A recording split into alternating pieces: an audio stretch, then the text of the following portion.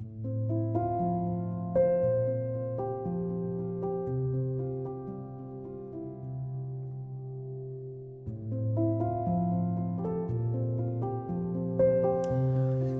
good afternoon and welcome back to another weekend. Something for the weekend, sir.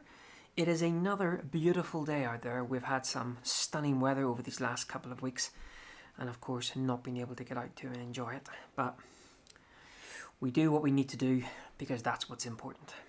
And what we need to do is stay at home. Now, I, like most out there, are extremely grateful to the key workers and to those especially in the NHS, not just those on the front line in our hospitals, but also those working in the community as carers and people like that, and even the folks who are going into hospitals as porters, as cleaners, all of this all background teams as well that are supporting those folks right on the front line. So, I, like most, that huge debt of gratitude. But I have been thinking, is there anything else that I could offer up in terms of a way of thanks? I kind of come up with a little idea that perhaps a couple of people watching this might sort of find of interest. So as you know, for a number of years over here in Ireland, I've been running landscape photography workshops. Now, last year, I kind of pulled back a little bit in doing those. A couple of reasons. We did spend a fair few months on the road last year, so it was just a little bit more difficult to organise that logistically. And also, I just went through a period where I felt that I wasn't perhaps able to provide the level of workshop that I really wanted to. And so I kind of pulled back. Now, I'm not saying that I'm about to start those workshops up again for obvious reasons.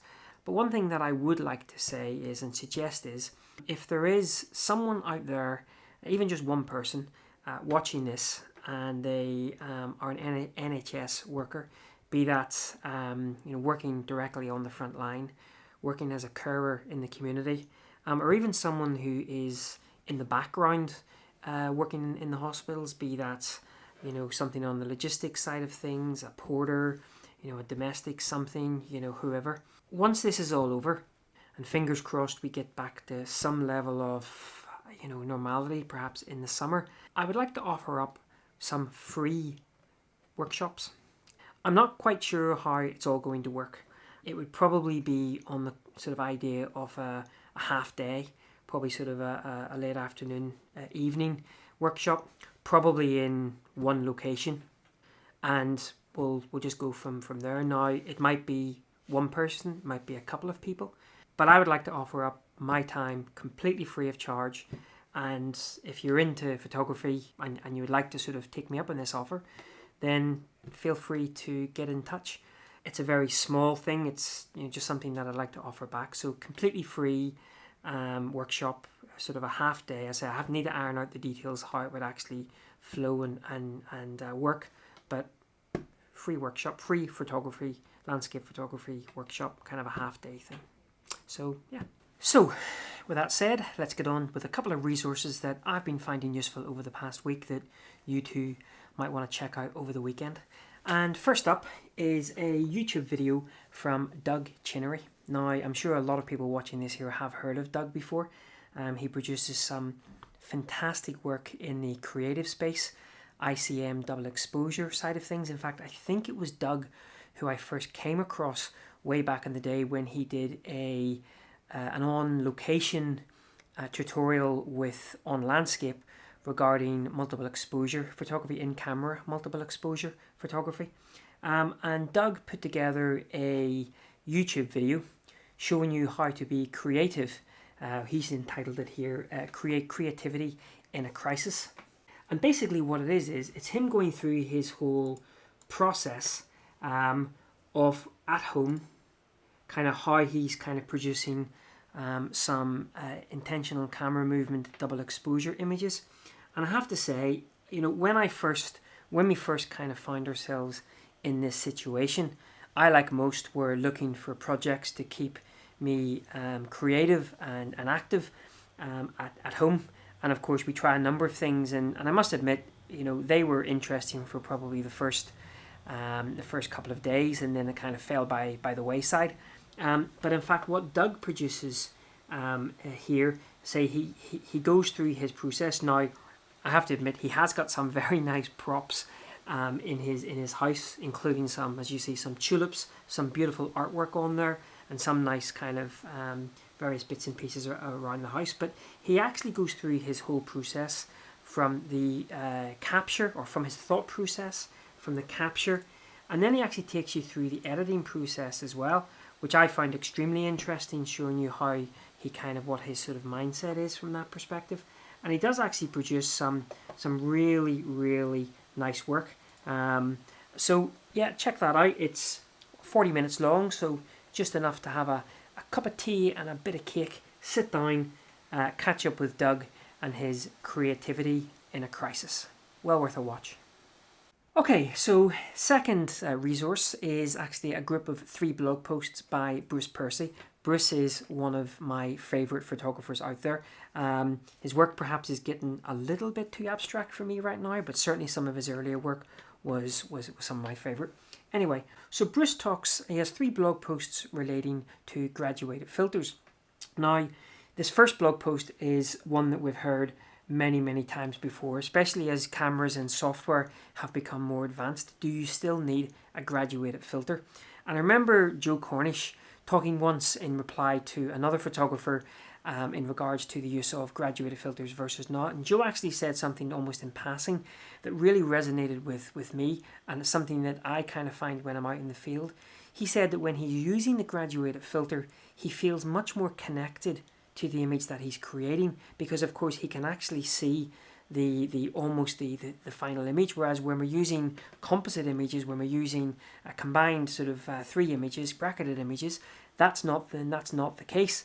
And I'll put my hands up, I actually use both methods. Sometimes I'll use bracketed images, other times I'll use graduated images or graduated filters, and certainly when I'm using the physical graduated filter in the field, I feel much more connected to the image. Now, of course, adding that extra bit of kit can add a number of sort of issues, not least when you're shooting in inclement weather, because you're having to kind of wipe on, wipe off, and it can cause some other issues as well. But certainly worth a read, and it's something that I'm sure you've heard other people talk about before.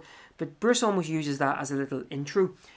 So he next talks about using graduated filters with either manual or aperture priority, and why he preferences aperture priority because of how the camera will actually rebalance the image, the overall exposure, as you're actually dropping down the filter. Whereas if you're using manual exposure, you're obviously having to do that manually.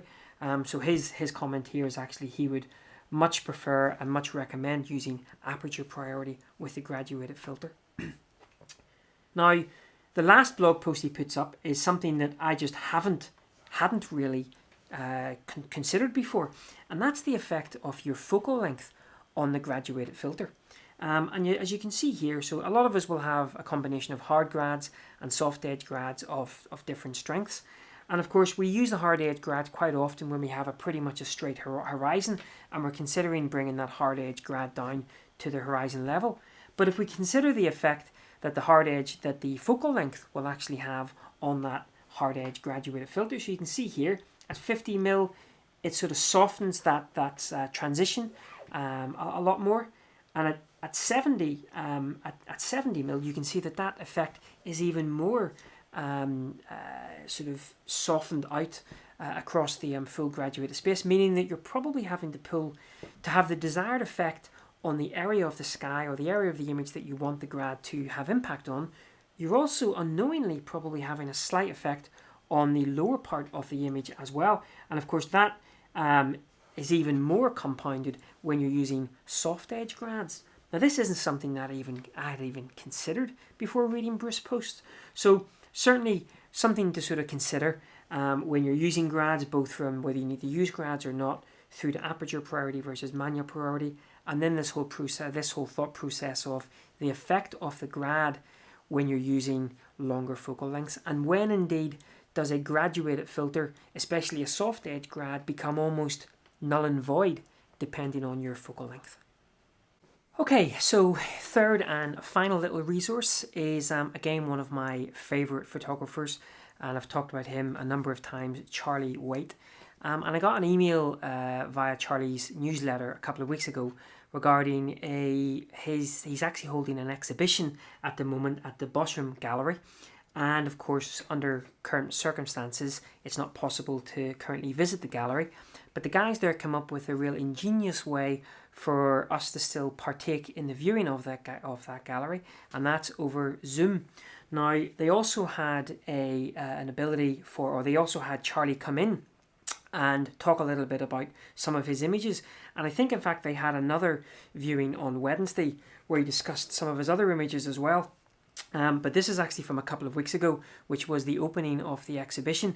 And in fact, if you look, so the link that I'll put down below is the link on the Bosham Gallery, and it shows you obviously a lot of Charlie's work. And Charlie, I'm sure everyone watching this has heard of Charlie. He is, a master in photography, and he's one of those people who I could literally sit and listen to talk for days on end. In fact, I reckon these next 3 weeks of the extended lockdown would go so much quicker if Charlie would just give me a call and we would just have a bit of a chin wag. He is such an enthusiastic, passionate, evocative speaker when it comes to photography and his travels.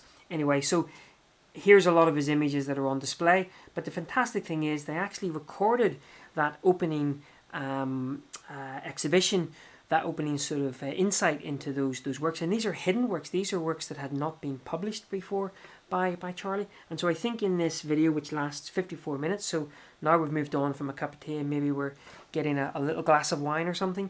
You've got 54 minutes of listening to Charlie talk about, I think there's maybe 4 or 5 different images that they talk about on this online presentation. And I'm pretty sure, given the fact that the second Zoom session, the live session, happened on Wednesday years past, so I'm guessing that there's going to be a recorded version uploaded to Vimeo before long.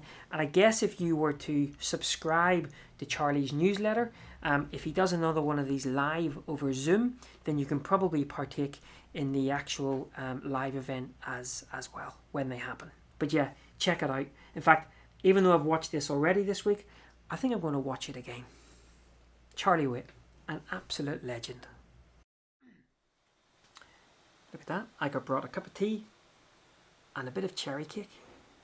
Not too shabby. Right guys, well, I hope you have enjoyed these 3 little resources again that I've been finding passing the time this past week. And of course, going back to my original comment, if there's anyone out there who currently works for the NHS, be that on the front line, be that sort of as a sort of one of the guys on logistics or a cleaner or a porter or whatever, or working as a carer in the community, and you're into photography and you'd like to take advantage of a free workshop, get in touch. I'm not sure how long I'll run these for, probably sort of over the summer time things, depending on sort of logistical side of things, but get in touch and we can absolutely talk about what would work best, and we'll try to get something organized. With that, I shall leave you with a couple of images that I've been sharing this week on my YouTube channel, on Twitter, on all my social media feeds, my old Coasts with Coffee, where I share an image over a cup of coffee from the beautiful coastline we have here in Ireland. So we'll share those past 7 days images now. And while you're looking at those, I'm going to chow down on some cherry cake. Until next time, take care guys. See you soon. Bye bye. Oh, cherry.